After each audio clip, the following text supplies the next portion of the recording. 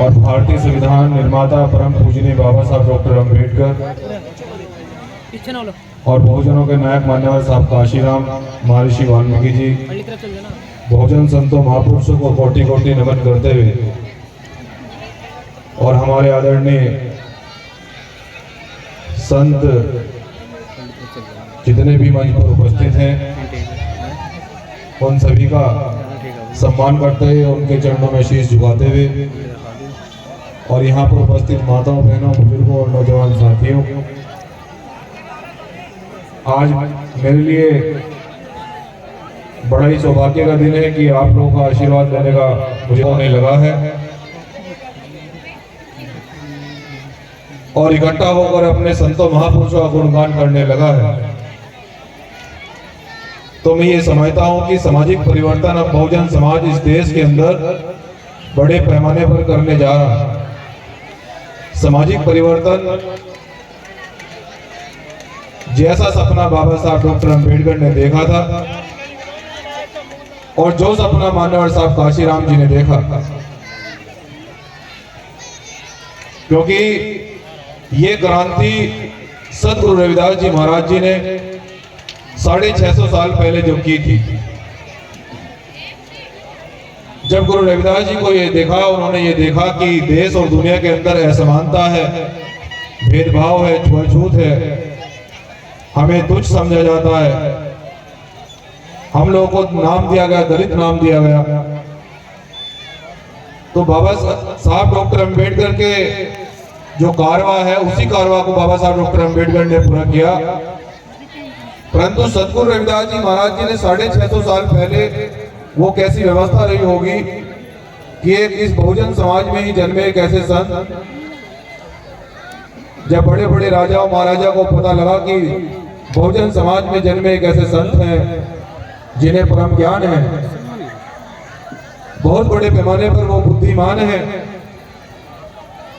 और एक साधारण भेष में रहते हैं, जैसे कि उनके पदों चिन्हों पर हमारे जो संत महात्मा मंच पर बैठे हैं, जिस तरह से ये संत हमारे साधारण भेष में रहते हैं, परंतु इनको ज्ञान की अगर बात करें, इनके अगर कर्मों की बात करें, तो ये सभी संत परिवार और घर छोड़कर जो इस बहुजन समाज में परिवर्तन की जो क्रांति ला रहे हैं, इस बहुजन समाज को जो बहुजन संतों महापुरुषों के रास्तों पर चलाने का जो रात दिन काम कर रहे हैं,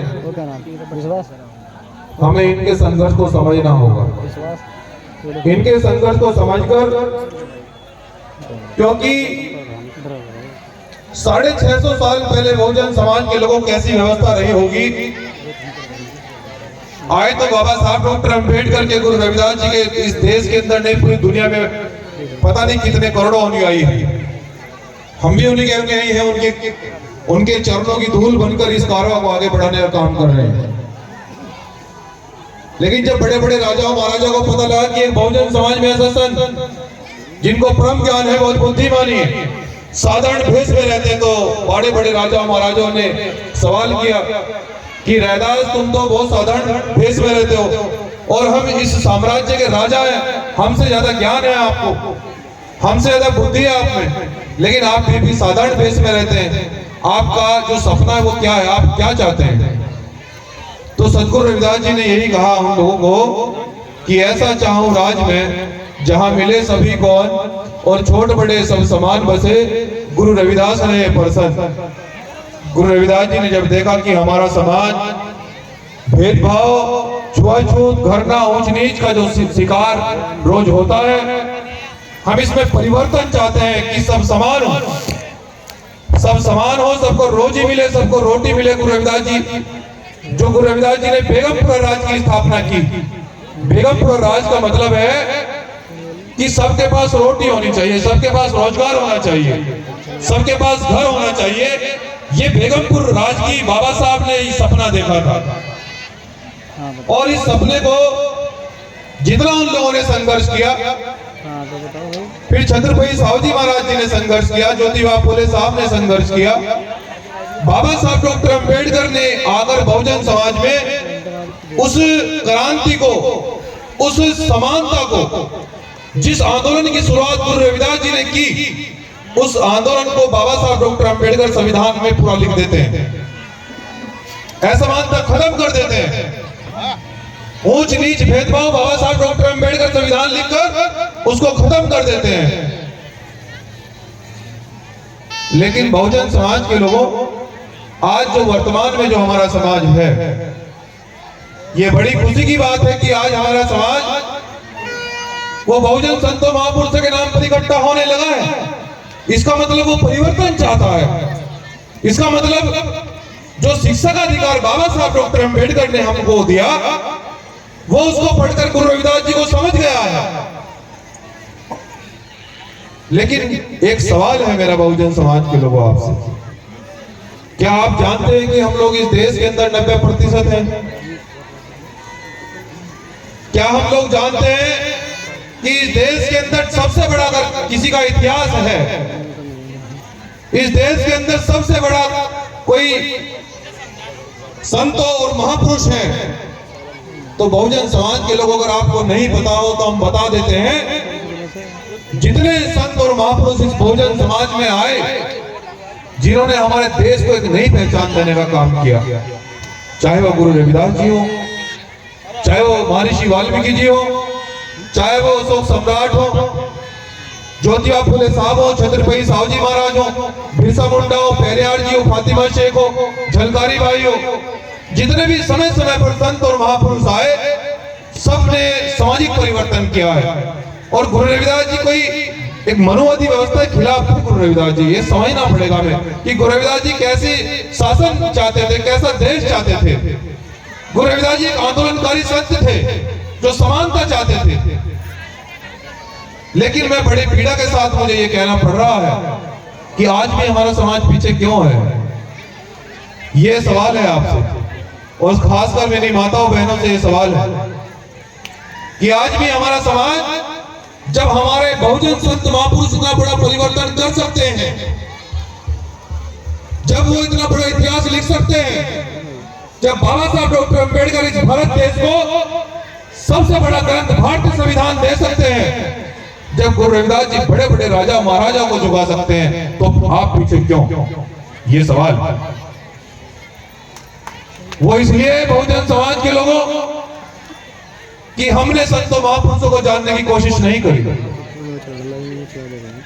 हमने सतगुरु रविदास जी की फोटो अपने घर में नहीं लगाई, हमने महर्षि वाल्मीकि जी की फोटो अपने घर में नहीं लगाई, बाबा साहब की डॉक्टर अंबेडकर जी की फोटो अपने घर में नहीं लगाई। हमने अपने घर में ऐसे लोगों की फोटो लगा ली जिन्होंने हमारे संतों महापुरुषों की हत्या कराने का प्रयास किया। तो फिर हमारा भला कैसे होगा? जब हमने अपने संतों महापुरुषों को नहीं पढ़ेंगे, वो क्या चाहते थे, जब उनको नहीं जानेंगे तो परिवर्तन कैसे होगा? मैं बहुजन समाज के लोग आपसे कहना चाहता हूं कि आज भी 90% भाग वाला ये समाज न सरकार बना पा रहा है, न डीएम और कलेक्टर बन रहा है, न आगे बढ़ रहा है।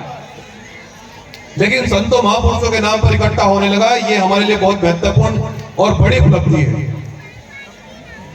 मैं कहना चाहता हूं माताओं बहनों कि अगर आप लोग परिवर्तन चाहते हो, अगर आप सच में ये जो मेरी बहनें बैठी हैं, ये जो मेरे भाई बैठे हैं, अगर इनको चाहते हो कि ये डीएम और कलेक्टर बने, आपने कहावत सुनी होगी कि उत्पीड़न हमेशा कमजोर का होता है। बलि मुर्गे की दी जाती है, बकरे की दी जाती है, कभी शेर की बलि देते हुए देखा किसी ने? बताओ जरा। तो ये बहुजन समाज तो हाथी जैसा है, ये बहुजन समाज शेर है, तो फिर इस पर उत्पीड़न क्यों होता है? अभी मध्य प्रदेश में आप लोगों ने एक घटना सुनी होगी कि एक हमारे ही भाई पर, आदिवासी भाई पर, उसके मुंह में पेशाब कर दिया। ये घटनाएं क्यों हो रही है? इसका माता बहनों, इसकी जिम्मेदार आप हैं। कड़वा है लेकिन सच है, मैं आपके मुंह पे कह के जाऊंगा। ये उत्पीड़न हमारे साथ में इसलिए हो रहा है, इसकी जिम्मेदार सबसे आप हैं, सबसे बढ़िया, क्योंकि आप बाबा साहब को अच्छी तरह से नहीं जानते, आप गुरु रविदास जी को नहीं जानते। आप लोग, ये जो हमारे भाई और जो मेरी माता बहनें जो पूरे दिन धूप में मेहनत मजदूरी से पैसा कमाते हैं, ये उन दरबारों में चढ़ाने का काम करते हैं जो हमारे दुश्मन लोग हैं, जो हमारा उत्पीड़न करते हैं। अभी हमारे प्रधान जी ने 21 गट्टे सीमेंट के दिए और 5100 रुपए उन्होंने यहाँ पर दान दिए। तो ये दान कहाँ जाएगा बताओ मुझे? ये मनवादी गल्लों में जाएगा कि हमारे दरबारों में जाएगा? हमारे दरबार में जाएगा ना। तो हमारे दरबार में जाएगा तो गुरु घर किसका बड़ा बनेगा? हमारा बनेगा कि मनवादी लोगों का बनेगा? तो मैं ये कहना चाहता हूं कि मनवादी गल्लों में पैसे डालना छोड़ दो। वो तुम्हारा भला नहीं कर सकते, वो तुम्हारा कभी भला नहीं चाहेंगे, वो तो तुम्हें पास भी नहीं बिठाना पसंद करते थे। ये तो बाबा साहब डॉक्टर अम्बेडकर ने संविधान लिख दिया, तुम्हारे पास कोई वोट भी नहीं मांगने आता, आप आज भी अछूत रहते। समझना पड़ेगा, पढ़े लिखे आप बाबा साहब ने शिक्षा का अधिकार बड़ी मेहनत से दिया है, और ये वोट का अधिकार जिसे मुर्गे और बकरे के भाव में बेचते हैं, इस वोट के अधिकार के लिए बाबा साहब ने पता नहीं कितना पान झेला। इसलिए बड़े बड़े बाहुबली, बड़े बड़े नेता आपके पैर छूने आते हैं, वरना हम तो आज भी अछूत थे।